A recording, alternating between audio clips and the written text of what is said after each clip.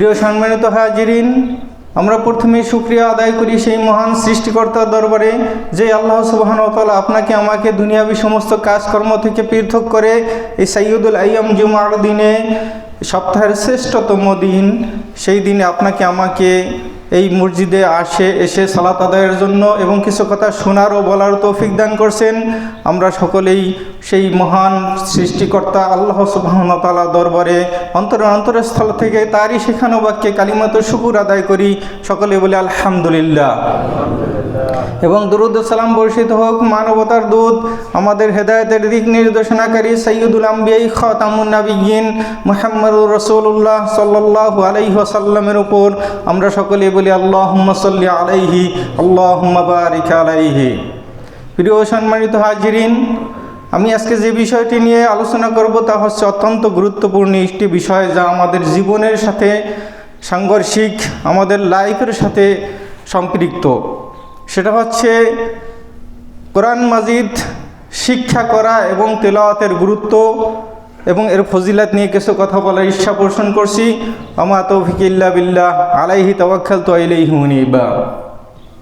প্রিয় হাজিরিন, আল্লাহ সুবহানাহু ওয়া তাআলা আমাদেরকে এই দুনিয়াতে প্রেরণ করছেন এবং আমাদেরকে তিনি বলে দিয়েছেন যে আমাদেরকে শুধু একমাত্র তার ইবাদত করার জন্যই সৃষ্টি করেছেন। তো সুতরাং এই ইবাদত করার জন্য যে আল্লাহ সৃষ্টি করেছেন, সেই ইবাদতটা আমাদেরকে যে গ্রন্থের মাধ্যমে জানিয়েছেন, সেই গ্রন্থের নাম হচ্ছে আল কিতাবুল কারীম। সেই কোরআনুল কারীম আল্লাহ সুবহানাহু ওয়া তাআলা আমাদের উপর নাজিল করে আমাদেরকে এই যে আমাদের জন্ম থেকে নিয়ে মৃত্যু পর্যন্ত আমরা কীভাবে আমাদের জীবন পরিচালনা করব, সম্পূর্ণ জীবন বিধান ব্যবস্থা এই কোরআনুল কারীম আল্লাহ সুবহানাহু ওয়া তাআলা দিয়ে দিয়েছেন। সুবহানাল্লাহ। আল্লাহ সুবহানাহু ওয়া তাআলা প্রত্যেক নবী রাসূলের প্রতি কিতাব নাজিল করেছেন। কোনো কিতাব একবারে দিয়ে দিয়েছেন, কোনোটাকে সুহফ বলা হয়, কোনোটাকে বিভিন্নভাবে আখ্যায়িত নাম করা হয়েছে। তো আল্লাহ সুবহানাহু ওয়া তাআলা আমাদের আখিরি নবী হযরত মুহাম্মদ সাল্লাল্লাহু আলাইহি ওয়াসাল্লামের উপর যেই মহাগ্রন্থ আল কোরআন দিয়েছেন, সেটা হচ্ছে কোরআনের সব গ্রন্থের পিছনের যত গ্রন্থ আছে সব গ্রন্থের নির্যাস। এটাই শেষ গ্রন্থ। রাসূল সাল্লাল্লাহু আলাইহি ওয়াসাল্লাম ছিলেন শেষ নবী, আখিরি নবী। তো তারপরে আর কোনো নবী আসবে না এবং এই কোরআনের পরে আর কোনো গ্রন্থ আমাদের মাঝে আসবে না। সুতরাং রাসূল সাল্লাল্লাহু আলাইহি ওয়াসাল্লামের উপর থেকে নাজিলকৃত যে কোরআন, এই কোরআন থেকে নিয়ে কিয়ামত পর্যন্ত এই বিধানই চলমান থাকবে। তো সুতরাং আমরা এই কোরআন কারীমের যে বিধানাবলী আছে এগুলো জানবো, শিখবো, পড়বো এবং এর উপরেই আমল করব, তাহলে আমরা পরকালে কামিয়াবি। আর যদি আমরা এর থেকে বিমুখ থাকি তাহলে আমরা পরকালে ক্ষতিগ্রস্ত হব, দুনিয়াও ক্ষতিগ্রস্ত হব। সুতরাং এর জন্য কোরআন শিক্ষার অত্যন্ত গুরুত্ব রয়েছে, যেটা বলার বাহুল্য। আল্লাহ সুবহানাহু ওয়া তাআলা আমাদেরকে এই কোরআন শিক্ষা করা এবং তেলাওয়াত করা এবং এর ফজিলত জেনে আমল করার তৌফিক দান করুক, আল্লাহুম্মা আমিন। প্রিয় সম্মানিত হাজিরিন, আল্লাহ সুবহানাহু ওয়া তাআলা আমাদেরকে যে বিধান দিয়েছেন কোরআনুল কারীম, এটা এমন একটা গ্রন্থ যেটা আল্লাহ সুবহানাহু ওয়া তাআলা আমাদেরকে যেভাবে নির্দেশ দিয়েছেন, আমরা যদি সেভাবে পথ চলি, আমরা যদি সেভাবে আমাদের জীবন ব্যবস্থাকে গুছিয়ে নেই, আমাদের এই কোরআনের ভিতর আমরা আবদ্ধ করে নেই, তাহলে আমরা দুনিয়ায় সফল কাম হব, পরকালেও হব নাজাতপ্রাপ্ত জান্নাতবাসী। সুবহানাল্লাহ। তো এই জন্য আল্লাহ রাসূল সাল্লাল্লাহু আলাইহি ওয়াসাল্লাম বলছেন যে এই কোরআনকে আমরা আমাদের জীবনে বাধ্যগত করে নেব। আমরা যদি এই কোরআনের সাথে সর্বদা লেগে থাকি তাহলে আমরা হতে পারবো রহমত প্রাপ্ত, কল্যাণ প্রাপ্ত, আমরা হতে পারবো তাকওয়াবান, আমরা হতে পারবো মর্যাদা সম্পন্ন। আমাদের দুনিয়াতেও মর্যাদা বেড়ে যাবে এবং পরকালেও আমাদের মর্যাদা বেড়ে যাবে।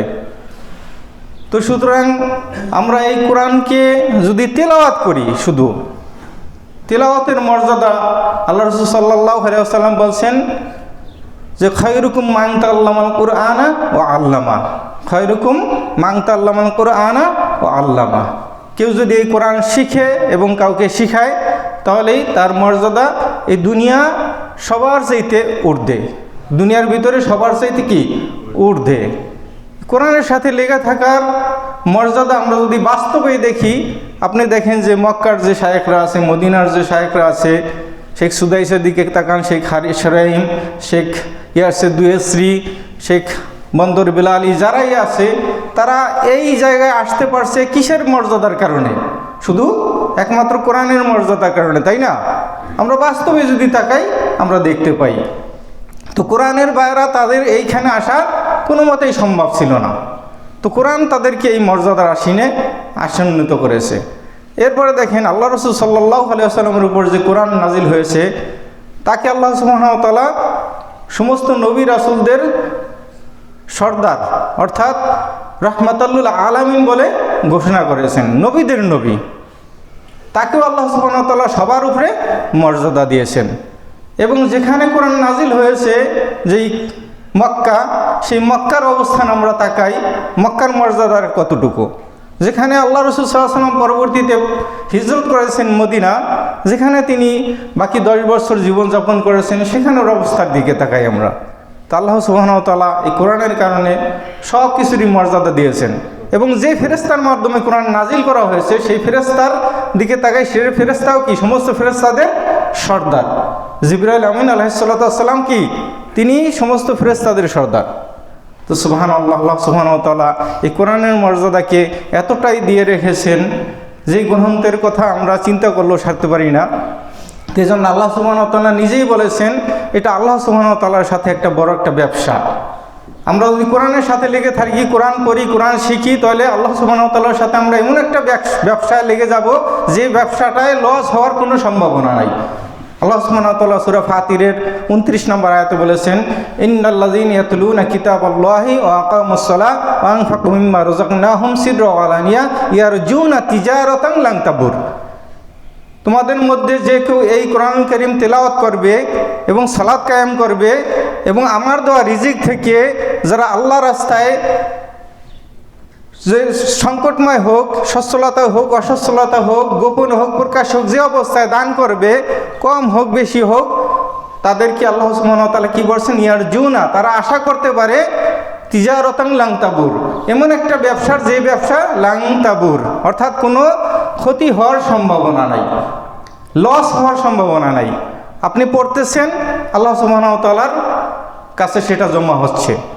আপনি শিক্ষা অর্জন করতেছেন, আল্লাহ সুবহানাহু ওয়া তাআলার কাছে সেটা আজর হিসাবে, সওয়াব হিসাবে জমা হচ্ছে। কোনো লস হবার কোনো সম্ভাবনা নেই। আমরা দুনিয়া ব্যবসায় নামলে লস হওয়ার সম্ভাবনা রয়েছে, ক্ষতি হওয়ার আশঙ্কা থাকে, আমাদের ভয় থাকে ব্যবসা বাণিজ্যতে। এখানে কোনো ভয়ের আশঙ্কা নেই। সুবহানাল্লাহ। প্রিয় ভাইয়েরা, কেননা আমরা আল্লাহ রাসূল সাল্লাল্লাহু আলাইহি ওয়াসাল্লাম বলছেন, মান ক্বারা হারফাম মিন কিতাবিল্লাহ, কেউ যদি এই কিতাবের থেকে একটি হরফ, আল্লাহ সুবহানাহু ওয়া তাআলা এই গ্রন্থ থেকে, কোরআনুল কারীম থেকে একটি হরফ উচ্চারণ করে, ফালাহু বিহা হাসানা, তার জন্য রয়েছে কি? সওয়াব। তার জন্যই রয়েছে একটি সওয়াব। তো আল হাসানাতু বিআশরি আমসালিহা, আর প্রত্যেকটা নেকিকে আল্লাহ সুবহানাহু ওয়া তাআলা কি করেন? 10 গুণে বৃদ্ধি করে দেন। সুবহানাল্লাহ। তো এই 10 গুণে বৃদ্ধি করার মাধ্যমে আমাদের প্রত্যেকটা হরফে আমাদের 10টি করে নেকি হচ্ছে। তো রাসূল সাল্লাল্লাহু আলাইহি ওয়াসাল্লাম বলেছেন, লা আকুলু আলিফ লাম মিম হরফুন, আমি বলি না যে আলিফ লাম মিম হরফ, ওয়ালাকিন আলিফুন হরফুন ওয়া মিমুন হরফুন ওয়া লামুন হরফুন।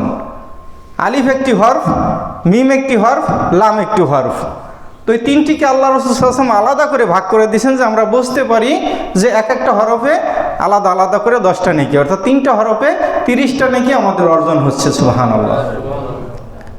তো এত বড় পাওনা। এই যে এখানে একটা শিক্ষার বিষয় আছে, সেটা হচ্ছে যে আলিফ লাম মিম এই শব্দটার যে অর্থটা, এটা আমরা দুনিয়ার কেউ জানি না। সূরা বাকারার শুরুতে দেখবেন যে আলিফ লাম মিম, এই যে আয়াত মুতাশাবিহা, এটার অর্থ আমরা কেউ দুনিয়াতে বলতে পারি না। এটার অর্থ জানে কে? একমাত্র আল্লাহ সুবহানাহু ওয়া তাআলা। আল্লাহ রাসূল সাল্লাল্লাহু আলাইহি ওয়াসাল্লাম এই 3টি শব্দের অর্থ, এই 3টি শব্দের সওয়াবের কথা আল্লাহ যে উল্লেখ করলেন, তার মানে এটার অর্থ আমরা জানি না, তারপর আমাদের জন্য নেকি রয়েছে। আর যদি আমরা কোরআন বুঝে পড়ি, কোরআনের অর্থ জেনে পড়ি, আল্লাহ আমাদেরকে কি জীবন বিধান দিয়েছেন এটা যদি আমরা জেনে বুঝে পড়ার চেষ্টা করি, তাহলে আল্লাহ সুবহানাহু ওয়া তাআলা কতটা সওয়াব আমাদের আমলনামায় দিবেন তা আল্লাহই ভালো জানেন। আল্লাহু আকবার। প্রিয় ভাইয়েরা, আমরা এই কোরআনকে গুরুত্বের সাথে নিজের জীবনে বাধ্যগত করে নেব। দৈনন্দিন যতটুকু হোক পড়ার চেষ্টা করব। যদি একটি আয়াত হয় মুখস্থ করার চেষ্টা করব, একটি দুইটি আয়াত হয় যদি আমরা শেখার চেষ্টা করব। কেননা আল্লাহ রাসূল সাল্লাল্লাহু আলাইহি ওয়াসাল্লাম একদিন আসহাবে সুফফার বাসীর কাছে আসলেন। তো উকবা বিন আমর রাদিয়াল্লাহু তাআলা আনহু বলতেছেন, আমরা আহলুস সুফফায় অবস্থানরত অবস্থায় ছিলাম। তো তখন আল্লাহ রাসূল সাল্লাল্লাহু আলাইহি ওয়াসাল্লাম আমাদের কাছে এসে বললেন যে তোমাদের মধ্যে এমনটা কে পছন্দ করো যে বুতহান এবং আকিক নামক দুটি বাজার ছিল মদিনায়, ওই বাজারে গিয়ে ভোরের বেলা দুটি উঁচু কুচ বিশিষ্ট উটনি নিয়ে আসবে, কাউকে কষ্ট দেওয়া ব্যতীত, কারো উপর জুলুম করা ব্যতীত এবং অন্যায় করা ব্যতীত, আত্মীয়তার সম্পর্ক ছিন্ন করা ব্যতীত, অর্থাৎ সমস্ত অন্যায় অপরাধ ব্যতীত অনায়াসেই দুটি উঁচু কুচ বিশিষ্ট উটনি নিয়ে আসতে পারবে সকালবেলা ভোরবেলা গিয়ে। তো তোমাদের মধ্যে এটা কে চায়? তো এই কথা শুনে আল্লাহ রাসূল সাল্লাল্লাহু আলাইহি ওয়াসাল্লামকে সাহাবীরা সবাই এক বাক্যে আরজ করলো যে ইয়া আল্লাহ রাসূল, এটা তো আমরা সবাই চাই, এই সুযোগ আমরা কে না হাতছাড়া করতে চাই। তো রাসূল সাল্লাল্লাহু আলাইহি ওয়াসাল্লাম বললেন, তাহলে তোমরা ভোরবেলা সকালবেলা ফজরের সময় মসজিদে চলে যাবে। মসজিদে গিয়ে যদি কোরআন থেকে, আমার গ্রন্থ থেকে, আমার কোরআন কারীম থেকে দুটি আয়াত শিক্ষা করো অথবা দুটি আয়াত তেলাওয়াত করো, তাহলে এর চাইতে আল্লাহ সুবহানাহু ওয়া তাআলা তোমার আমলনামায় বেশি মর্যাদা দিয়ে দিবেন। সুবহানাল্লাহ। যদি তিনটি আয়াত তেলাওয়াত করে তাহলে তিনটি উটনির চাইতে আল্লাহ বেশি আমার আমলনামায় সওয়াব দিয়ে দিবেন। সুবহানাল্লাহ। এভাবে যতটি আয়াত আপনি তেলাওয়াত করবেন ততটি গণনা করা হবে। আল্লাহু আকবার। তো আমরা এই কোরআনের সাথে লেগে থাকবো, এমনটাই লেগে থাকবো যাতে আমরা মসজিদে এসে কোরআন না খুলে চুপ করে বসে থাকতে না হয় আমাদের। আমরা যেন সবাই কোরআন হাতে নিয়ে ছোট্ট ছোট্ট সূরাও যদি আমরা পড়ে নেই একটু কোরআন দেখে, তাহলে ওই ছোট্ট ছোট্ট সূরার যে আয়াত সেটার মর্যাদা কি আলাদা করে দিবেন আল্লাহ? আলাদা করে দিবেন না। আমরা যারা পড়তে না জানি ছোট ছোট সূরা হলে আমরা শিখে নেব। তো এই শেখার মাধ্যমে আমরা এমনটাই মর্যাদা হতে পারবে যে দুনিয়ার ভিতরে যারা আছে সবার চাইতে কি উত্তম আমাদের আমলনামা খাতাটা আল্লাহ খুলে দিবেন, যে খয়রুকুম মান তাআল্লামাল কুরআনা ওয়া আল্লামা। প্রিয় ভাইয়েরা, আমরা এই রমজান মাস আসলে অনেকেই কোরআন চর্চা করি। এই রমজান মাস আসলে আমরা অনেকে কোরআন হাতে ধরে নেই। যখনই রমজান মাস আমাদের থেকে বিদায় নেয় তখনই আবার কোরআন থেকে আমরা মুখ ফিরিয়ে নেই। তো রমজান মাসের জন্য কি কোরআন খাস? রমজান মাসে কোরআন নাজিল হয়েছে ঠিক, রমজান মাসের মর্যাদাও বেশি, এটাও ঠিক, এর অস্বীকার করার কিছুই নাই। কিন্তু এই রমজানের বাইরেও আল্লাহ সুবহানাহু ওয়া তাআলা রমজানে আমাদের যেরকম সওয়াব দিয়েছেন, রমজানের বাইরেও যদি আমরা এই কোরআন তেলাওয়াত করে আমাদের 10টি নেকি আছে কিনা? অবশ্যই আছে। তাহলে আমরা এই রমজান মাস আমাদের থেকে বিদায় নিলেই আমরা যে কোরআন থেকে দূরে সরে যাই, এটা কেন? যদি আমরা এই কোরআনের সাথে রমজান মাস পেরিয়ে গেলেই যদি আমরা কোরআন থেকে বিচ্যুত হয়ে যাই, তাহলে এই কোরআন আমাদেরকে পরকালে সাক্ষী দিবে, এই কোরআন আমাদেরকে পরকালে আমাদের বিরুদ্ধে দাঁড়াবে। আর যদি আমরা কোরআনের সাথে লেগে থাকি তাহলে এই কোরআন আমাদের পক্ষে সাক্ষী দিবে, আমাদের শাফায়াত করবে, সুপারিশ করবে, আমাদেরকে জান্নাতে নিয়ে যাবে। সুবহানাল্লাহ। এরপর আল্লাহ রাসূল সাল্লাল্লাহু আলাইহি ওয়াসাল্লাম একদিন আব্দুল্লাহ ইবনে মাসউদ রাদিয়াল্লাহু তাআলা আনহুকে বললেন যে তুমি আমাকে একটু কোরআন তেলাওয়াত করে শোনাও। তখন ইবনে মাসউদ রাদিয়াল্লাহু তাআলা আনহু তিনি বললেন যে আল্লাহ রাসূল, আল্লাহ সুবহানাহু ওয়া তাআলা আপনার প্রতি কোরআন নাজিল করেছেন, আমি কি করে আপনাকে কোরআন তেলাওয়াত করে শোনাই? তো ইবনে মাসউদ রাদিয়াল্লাহু তাআলা আনহুকে রাসূল সাল্লাল্লাহু আলাইহি ওয়াসাল্লাম বললেন যে না, আমার একটু কোরআন কারো থেকে শুনতে ইচ্ছা করতেছে। সুবহানাল্লাহ। তো তিনি কোরআন শুরু করলেন, সূরা নিসার থেকে পড়া শুরু করলেন। তৎক্ষণাৎ যখন একটি আয়াতে আসলেন, যে আয়াতটি হচ্ছে ফাকাইফা ইযা জিনা মিন কুল্লি উম্মাতিন বিশাহিদ। তো এই আয়াতের পর এই ফাকাইফা ইযা জিনা মিন কুল্লি উম্মাতিন বিশাহিদিন ওয়া জিনা বিকা আলা হাউলাই শাহিদা। তো এই আয়াতটা যখন আসলেন, রাসূল সাল্লাল্লাহু আলাইহি ওয়াসাল্লাম ইবনে মাসউদ রাদিয়াল্লাহু তাআলা আনহুকে থামতে বললেন যে থামো। তো তখন ইবনে মাসউদ রাদিয়াল্লাহু তাআলা আনহু থেমে আল্লাহ রাসূল সাল্লাল্লাহু আলাইহি ওয়াসাল্লামের দিকে তাকালেন, দেখেন যে তিনি অজর ধারায় রাসূল সাল্লাল্লাহু আলাইহি ওয়াসাল্লামের দু চোখ দিয়ে পানি পড়তেছে। আল্লাহু আকবার। কেন? আল্লাহ সুবহানাহু ওয়া তাআলা এখানে বলছেন যে ফাকাই ভাইজা যে ইনাবিকা মিন কুল্লি আয়াতিন বিশাহিদ মিন কুল্লি উম্মাতিন বিশাহিদ, অর্থাৎ আমি কিয়ামতের দিন, ওই দিন কেমন তোমাদের অবস্থা হবে, যেদিন তোমাদের প্রত্যেক উম্মাতের থেকে একজন করে সাক্ষী আমি উপস্থিত করব। আল্লাহু আকবার। যখন আল্লাহ রাসূল সাল্লাল্লাহু আলাইহি ওয়াসাল্লামকে বললেন যে অজি ইনাবিকা হা আলাহা উলাই শাহিদা, এবং আমি তোমার উম্মাতের জন্য তোমাকে সাক্ষী হিসেবে খাড়া করব। তো রাসূল সাল্লাল্লাহু আলাইহি ওয়াসাল্লাম দেখেন কেন কাঁদলেন, যে তিনি চান যে তার উম্মাত জান্নাতবাসী হোক, তিনি চান যে তার প্রত্যেকটা উম্মাত জান্নাতে প্রবেশ করুক। তো তাকেই যদি তার উম্মাতের বিরুদ্ধে সাক্ষী হিসাবে দাঁড় করায়, তখন তার অবস্থাটা কেমন হবে, এইভাবে আল্লাহ রাসূল সাল্লাল্লাহু আলাইহি ওয়াসাল্লাম কাঁদতেছিলেন ওজরে। তো আল্লাহ রাসূল সাল্লাল্লাহু আলাইহি ওয়াসাল্লামকে ঠিকই আল্লাহ সুবহানাহু ওয়া তাআলা সাক্ষী হিসাবে দাঁড় করবেন, কারণ আল্লাহ সুবহানাহু ওয়া তাআলা বলছেন ওয়াকাল রাসূলু ইয়া রাব্বি ইন্না কওমি ইত্তাখাযু হাযাল কুরআনা মাহজুরা। ওই দিন আল্লাহ রাসূল সাল্লাল্লাহু আলাইহি ওয়াসাল্লাম এই যারা কোরআনকে পরিত্যক্ত অবস্থায় ফেলে রেখেছে তাদের বিরুদ্ধে আল্লাহ রাসূল সাল্লাল্লাহু আলাইহি ওয়াসাল্লাম নিজেই এই কথা বলবেন কিয়ামতের দিন। ওয়াকালা রাসূল সাল্লাল্লাহু আলাইহি ওয়াসাল্লাম বলবেন ইয়া রাব্বি, হে আমার রব, ইন্না কওমি ইত্তাখাযু হাযাল কুরআনা মাহজুরা, আমার কওম এই কোরআনকে পরিত্যক্ত অবস্থায় ফেলে রেখেছে। তখন আল্লাহ রাসূল সাল্লাল্লাহু আলাইহি ওয়াসাল্লাম যদিও যে আমাদের বিরুদ্ধে সাক্ষী হয়ে দাঁড়ায়, তাহলে আমাদের সেখানে নাজাত পাওয়ার কোনো সিচুয়েশন থাকবে, কোনো অবস্থান থাকবে? কোনো মতেই না, আমাদেরকে ক্ষতিগ্রস্তের অন্তর্ভুক্ত হয়ে যেতে হবে। তো প্রিয় ভাইয়েরা, আমরা এই কোরআনকে এমনভাবে আঁকড়ে রাখবো যাতে আমাদের